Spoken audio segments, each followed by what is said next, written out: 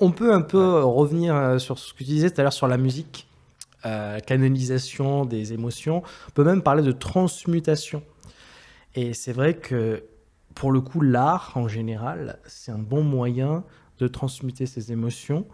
Et je pense aussi que c'est limite plus porteur que certaines pratiques spirituelles hyper restrictives, où on a tendance à penser qu'il faut s'en débarrasser de ses émotions, même si ça peut être une mauvaise compréhension de certaines philosophies. Il y en a certaines qui vont être plus, au contraire, être dans le développement, ou du moins dans l'expression de ces émotions, pour simplement, comme une telle une rivière, les laisser couler, plutôt que mettre un barrage dessus. Et en fait, se détacher de ces émotions, c'est pas nécessairement les mettre dans une boîte et les ignorer. Ça, c'est d'une grave erreur que j'ai faite. Et je pense pas être le seul. Oui, C'est pour ça parfois que c'est j'en se parle. Voilà. débarrasser d'un fardeau énergétique aussi, Ouais. un surplus Voilà. En dont fait, il faut se débarrasser. ce que tu disais tout à l'heure, c'est-à-dire celui qui, le cas extrême qui est plutôt commun en fait, c'est la personne qui garde, qui dit pas, qui exprime pas. Un jour, il pète comme un volcan. Eh ben, en fait, ça, c'est exactement ce qu'il faut pas faire. Et ce qu'on a tendance à faire, on crée de nouveaux problèmes quand on est dans une pratique spirituelle. C'est ça le paradoxe. C'est-à-dire qu'il y a des problèmes qu'on n'avait pas avant. Et on se met à culpabiliser de ne pas avoir fait ceci ou d'avoir fait cela par rapport à la doctrine qu'on essaie de suivre. Et du coup, ben, on va créer de nouveaux traumas, de nouvelles culpabilités, de nouvelles émotions dites négatives, là où on ne les avait pas avant. Et limite, on va plus mal après qu'avant. Bah, parce qu'il y a aussi cette dynamique. Et là, c'est très compliqué de voir quel axe une personne va prendre. Mais il y a la dynamique de prendre conscience que quelque chose ne va pas. Parce que parfois, on va créer un problème qui était inexistant en fait. Enfin, c'était pas un problème, mais on en fait un problème. C'est ça. De par une nouvelle philosophie de vie, de par une nouvelle doctrine, un nouvel enseignement. On va créer un problème là où en fait tout va bien. Mais parfois, en fait, on va pas le créer. On va juste en prendre conscience que le problème était là Il y a ça aussi. depuis X temps. Et dans ce coup, en fait, de par des enseignements, de par enfin, une doctrine, une philosophie, etc., on se dit, ah ben en fait, je suis confronté à ce problème-là depuis X temps. Ouais. C'est justement là où les enseignements philosophiques, spirituels, quels qu'ils soient, sont ni bons ni mauvais en eux-mêmes. L'enjeu, c'est plutôt comment est-ce qu'on va réussir à les utiliser, comment est-ce qu'on va les intégrer dans notre quotidienneté, dans les choses les plus banales.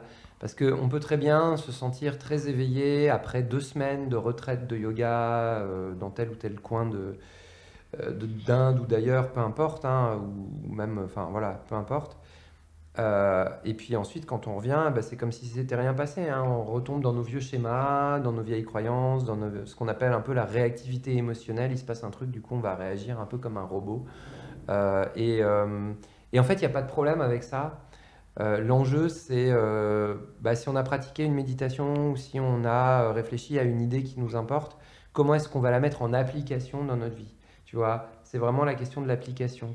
Comment on met en application une philosophie, une pratique spirituelle, un enseignement? Qu'est-ce qu'on en fait? C'est vraiment la question parce qu'on peut pratiquer 50 000 méditations, voilà. Même Mais avant même de pratiquer, la plupart des gens, comme tu dis, enfin, c'est de l'application. La plupart des gens n'appliquent pas ce qu'ils savent. Il y a beaucoup de C'est pour ça que connaissances j'ai sorti théoriques. ce livre, Venez, c'est pas fais-le. C'est qu'en fait, on peut donner X milliers de conseils, mais si tu les appliques pas, et en fait, moi, j'ai cette logique que j'ai, on va utiliser même des termes assez particuliers, cette logique que j'ai découvert en faisant de l'ashtanga, qui est la soumission. Alors, vous me connaissez, je suis quelqu'un qui aime pas du tout être soumis. Je suis quelqu'un qui aime avoir, on va dire, du pouvoir et être sous le contrôle des choses. Mais j'ai compris l'intérêt d'être soumis à un enseignement, notamment lors d'une activité en tant que telle. Donc en prenant l'exemple de faire de l'ashtanga, quand le prof me dit de faire quelque chose, si je questionne ce qu'elle me dit pendant qu'elle me le dit, je ne pourrais pas juger si le cours ou l'expérience est bonne ou mauvaise. C'est un peu comme si moi je te dis, ah, fais une recette avec ces 10 ingrédients, t'en mets 9, et après tu viens me voir et tu me dis, ouais, la recette, elle n'était pas si bonne que ça. Mais t'as pas suivi la recette.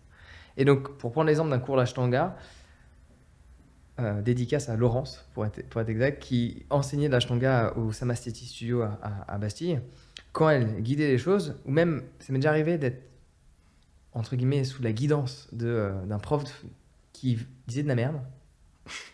concrètement, en fait, parce que je connaissais la série, enfin le début de la série d'Ashtanga par cœur. Et je savais qu'elle s'était trompée.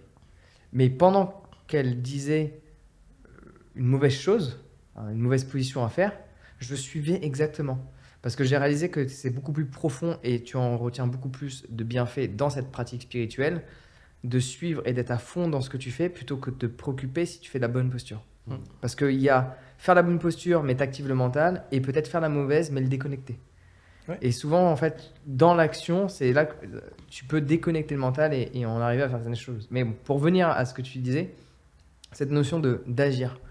Et je pense sincèrement que notre vie a plus de chances de changer si on agit sur ce que l'on sait déjà et après on voit en fait si ça fonctionne Ou ou même pas. sur ce qu'on sait pas, en fait. C'est-à-dire, tu agis limite spontanément, tu sais pas trop, ça vient d'un instinct, d'une intuition profonde. Tu fais des choses et tu réalises par la suite qu'en fait, quelqu'un l'avait déjà écrit dans un livre, l'avait déjà dogmatisé, mais toi, tu l'as découvert empiriquement par ton expérience de vie, parce qu'il y a une petite voix en toi qui t'a dit « fais ça, prends un van, va dans le désert, voilà, fais ça ». Et là, tu as appris des choses. Et bien sûr, on a beaucoup de savoir théorique, surtout qu'aujourd'hui, on a des millions de livres, on a Internet, voilà, il y a des chaînes YouTube, il y a plein de choses pour s'informer, pour apprendre des choses. Et on a l'impression d'avoir compris parce que c'est fluide quand on entend la personne parler ou quand on lit le livre. On dit oui, mais ça je le sais, ouais, oui, je l'ai toujours su, mais oui, ça résonne en moi. Ouais, cool. Mais est-ce que tu l'appliques vraiment, ce truc? Est-ce que vraiment tu l'as assimilé? Tu vois? Parce qu'il y a la connaissance théorique et il y a la connaissance pratique. Et il y en a, au contraire, ils ont une pratique, ils n'ont jamais théorisé le truc, mais ils ont vraiment assimilé cette connaissance sans être capable d'en parler. Et à mon avis, pour moi, cette personne a mieux compris les choses que l'autre qui est que dans la théorie, que dans le monde des idées. Après, celui qui réussit à relier les deux, il peut enseigner. Ouais, par ça, exemple. tu vois, ce que tu dis, moi je l'ai compris il y a quelques années quand j'ai fait un enseignement de Kundalini Yoga. Je suis toujours, mais j'étais beaucoup plus à cette époque-là, dans cette notion de savoir. Donc activer le mental. Et on m'a fait comprendre qu'il fallait vraiment être plus dans l'expérience. Parce qu'en fait, c'est l'expérience qui prime. Et l'expérience, elle prime que de par une seule chose, l'action. Pas d'action, pas d'expérience. Pour vraiment comprendre quelque chose, il faut à un moment donné le vivre. On peut toujours... Évidemment, regarde, t'as pas besoin de te faire écraser par une voiture pour comprendre qu'il faut tourner la tête à droite et à gauche. Mais tu pourras jamais comprendre ce que ça fait de se faire rentrer dedans par un véhicule d'1,5 tonnes. Pour le comprendre, c'est pas recommandé, mais il faut l'expérimenter pour comprendre ce choc. Ouais. Tu vois, qu'est-ce que ça fait? C'est comme, bon, j'ai fait partie de ces individus, et pourtant je le réprimande aujourd'hui, qui conduisaient en Asie sans casque, pieds nus, mais à un moment donné où tu dois freiner, que tu mets le pied par terre, tu réalises l'importance des chaussures. Oui, parce que j'ai fait partie de ces individus qui sont forcément dans ce truc de spiritualité et qui se disent « je marche pieds nus tout le temps ». Et donc du coup, pas de chaussures égale scooter, pas de chaussures. Sauf que freinage d'urgence, tu mets le pied par terre. Avant même de penser au reste. C'est le pied qui rentre en contact. Sauf si tu sais pas conduire et que bon là, tu dis « je laisse le scooter faire sa vie ». Et là, tu réalises l'importance du caoutchouc que, surtout dans ces sphères de yoga, etc., on a tendance à dévaloriser parce qu'on n'est pas en contact avec la terre, pas en contact avec Pachamama, on marche sur du goudron, je sais pas quoi. Mais concrètement, les chaussures sauvent des vies. Ouais. Évidemment, il y a ce problème d'inflammation qu'on peut retrouver parce qu'on ne capte pas les électrons négatifs de la terre quand on est en contact avec de la terre. La vraie terre, pour de la vraie terre, pas du goudron. Pas du goudron, Donc, du effectivement, béton. il y a eu des tests qui ont été faits sur des personnes âgées qui avaient des problèmes de circulation et qui ont été réglés juste en mettant les pieds nus sur du gazon. Mais dans le quotidien, en fait, avoir des chaussures, enfin, tu vois, là, je dérive complètement, mais avoir des chaussures, c'est super important. Et on en revient à l'électricité. Et on en revient à tout à l'heure, puisque prise de terre. Ouais, c'est ça. Et voilà, c'est c'est là que c'est tu ça. veux. Oh là là, la alors, connexion alors, et la connexion.